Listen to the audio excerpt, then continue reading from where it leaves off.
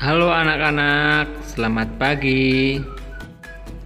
Apa kabarnya hari ini? Masih semangat ya kita belajarnya hari ini?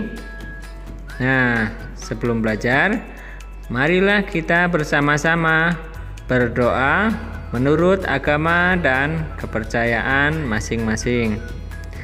Berdoa dimulai.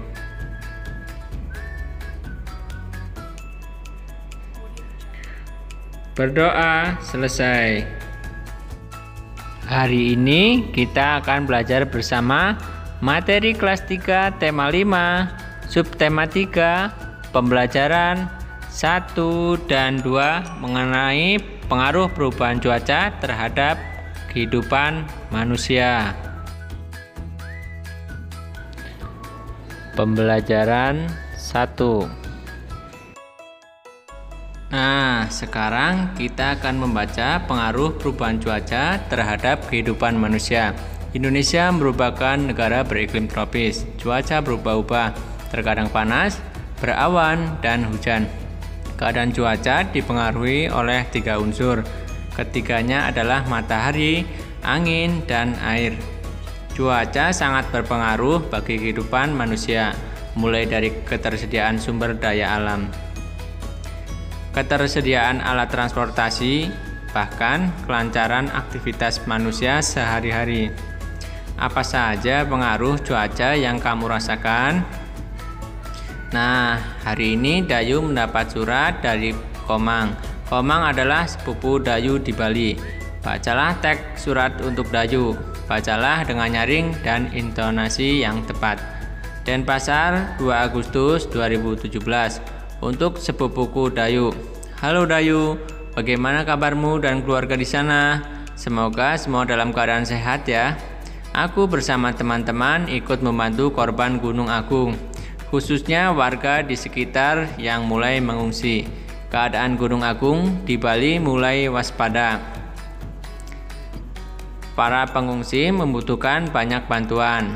Mereka membutuhkan pakaian dan makanan. Selimut dan peralatan sekolah juga dibutuhkan. Dayu, maukah kalian membantu para pengungsi? Aku tunggu ya kabar selanjutnya darimu. Sampaikan salamku untuk keluargamu. Sampai jumpa. Salam sayang dari sepupumu, Komang. Nah, sekarang coba kalian rangkumlah isi teks surat yang telah dibaca. Buatlah dalam bentuk peta pikiran. Surat untuk Dayu. Peristiwa apa yang diceritakan dalam isi surat? Korban letusan Gunung Agung. Lalu, kapan dan di mana peristiwa itu terjadi? Sekitar bulan Juni atau Agustus 2017 di Bali. Lalu, mengapa peristiwa itu terjadi? Gunung Agung dalam keadaan waspada. Bagaimana menanggulangi peristiwa itu? Dengan memberikan bantuan kepada para pengungsi. Siapa yang mengalami peristiwa itu? Warga sekitar Gunung Agung. Wah, kalian anak yang pintar ya. Sekarang coba kalian tuliskan hasil rangkuman peta pikiranmu di bawah ini ya. Misalnya, Gunung Agung di Bali mulai dalam keadaan waspada. Peristiwa ini terjadi sekitar bulan Juni dan Agustus 2017. Para pengungsi banyak membutuhkan bantuan. Sekarang, coba kalian diskusikan bersama temanmu. Bagaimana membantu teman-teman yang terkena bencana alam? Nah, kita dapat membantu teman-teman yang terkena bencana alam dengan cara menyumbangkan sandang pangan yang berguna bagi mereka. Kita juga dapat menyumbangkan berupa tenaga. Lalu amati gambar di bawah ini. Kelompokkanlah berdasarkan keadaan cuaca yang sama ya. Misalnya ada jas hujan, jaket, payung, dan selimut. Teh hangat, wedang, es kelapa, jus buah. Lalu ada juga es pisang hijau, cendol atau dawet, topi, baju kaos. Lalu ada juga topi pantai, bakso, sup ayam, dan yang terakhir ada kipas angin, dan kipas bambu. Perhatikan dengan benar ya benda-benda tersebut. Lalu lengkapi tabel di bawah ini dengan benda, makanan, minuman yang sesuai dengan cuacanya. Misalnya kelengkapan cuaca saat panas. Yang pertama adalah kipas bambu, es kelapa muda, jus buah, es pisang hijau, kemudian ada cendol atau dawet, ada topi, ada juga baju kaos, ada topi pantai, ada kipas angin. Nah, untuk kelengkapan cuaca hujan ada payung, ada jas hujan, ada jaket, kemudian ada selimut.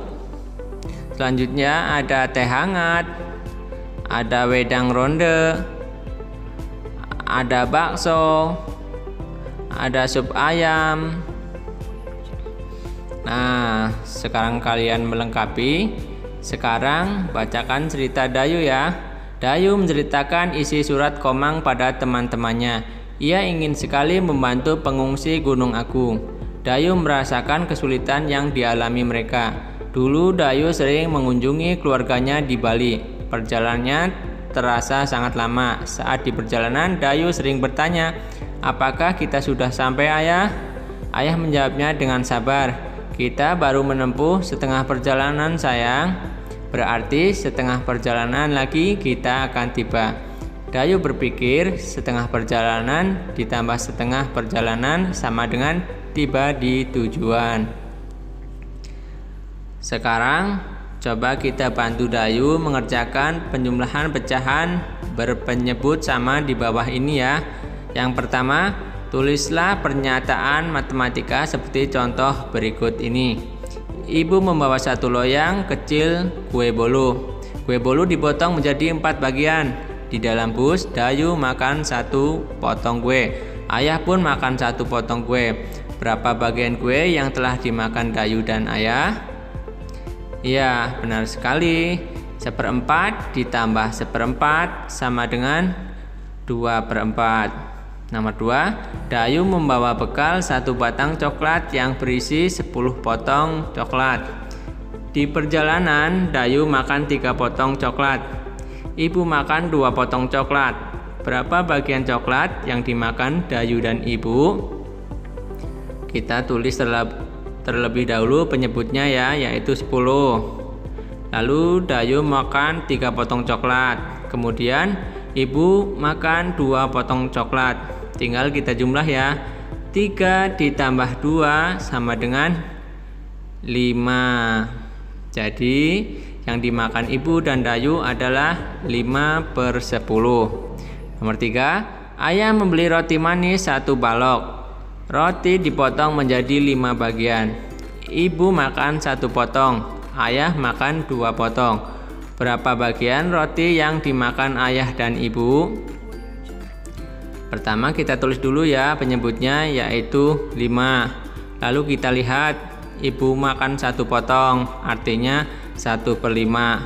Ditambah Ayah makan 2 potong, artinya 2/5.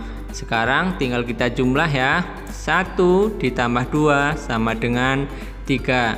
Jadi yang dimakan Ayah dan Ibu adalah 3/5. Selanjutnya yang keempat, tulislah hasil penjumlahan pecahan berpenyebut sama berikut ini.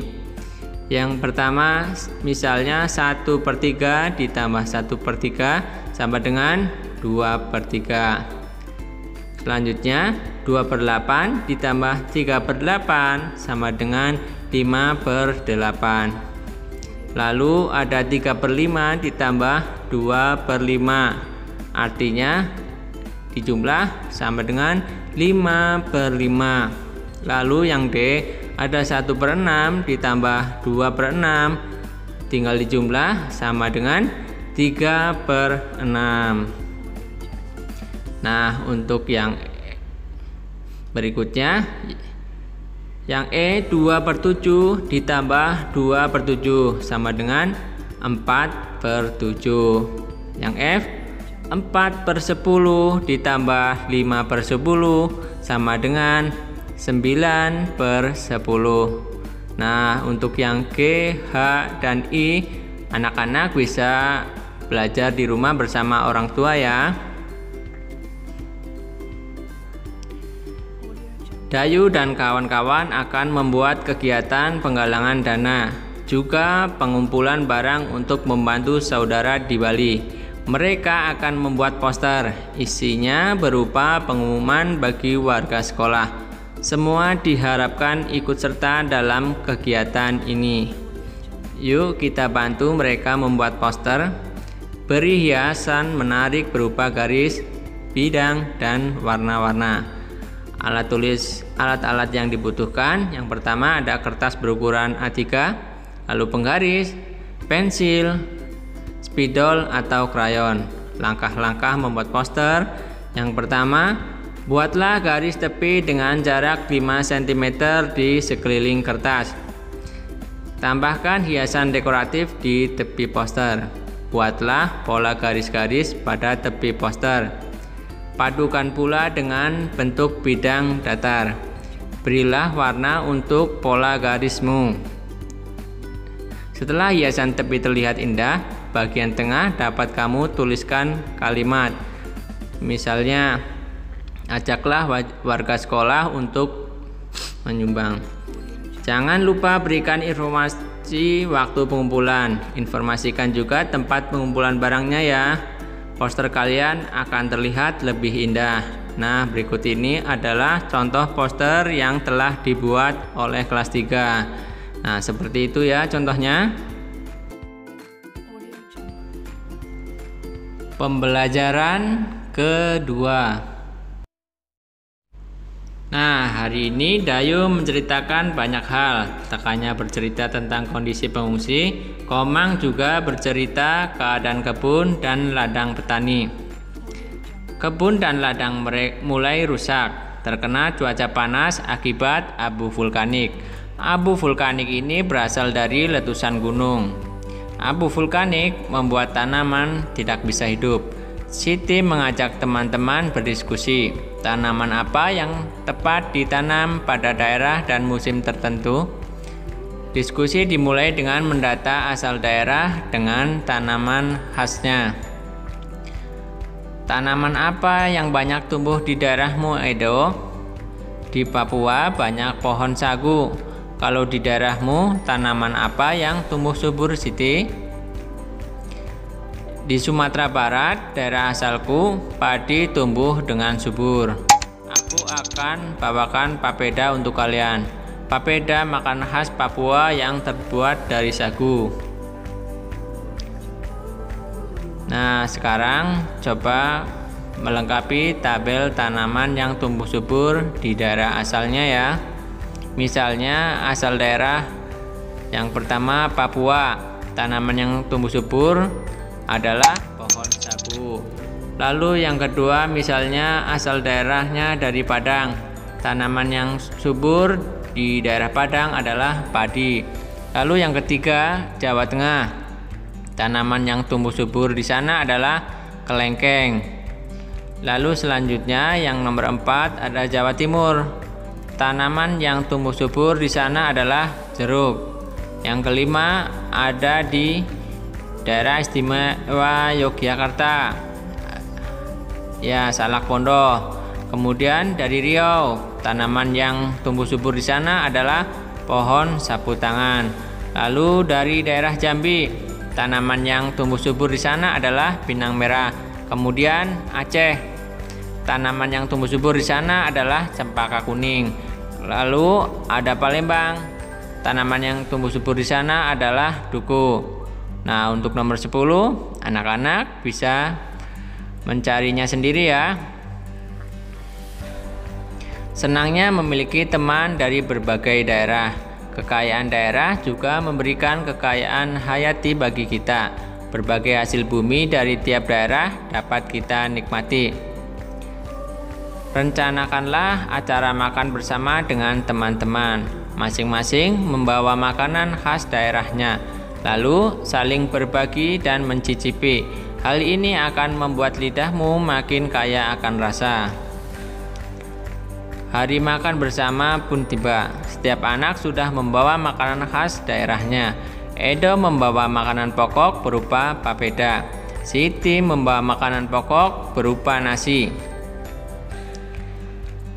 Teman-teman lain membawa lauk pauknya.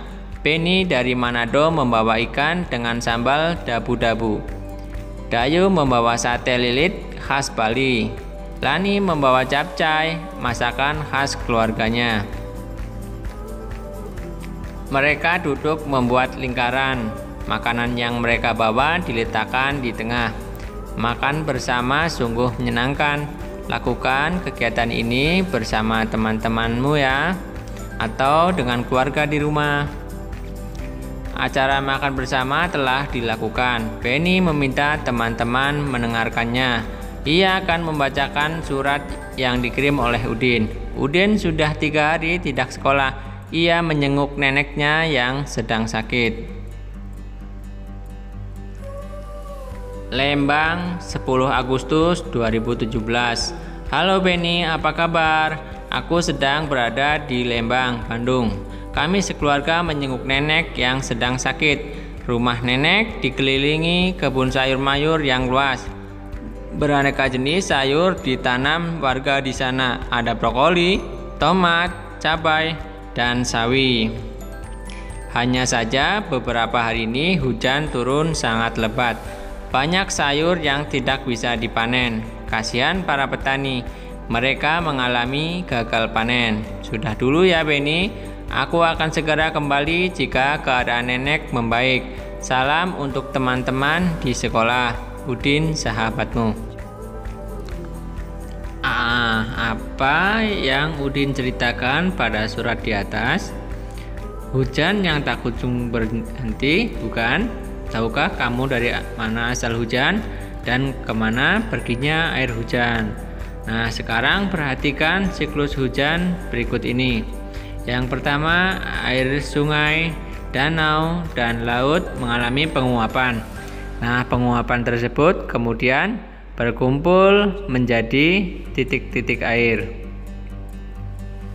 Nah, dari titik-titik air tersebut lalu turunlah menjadi air hujan. Air hujan yang turun akan kembali ke sungai, danau, laut, dan bahkan juga ke tanah yang disebut dengan air tanah.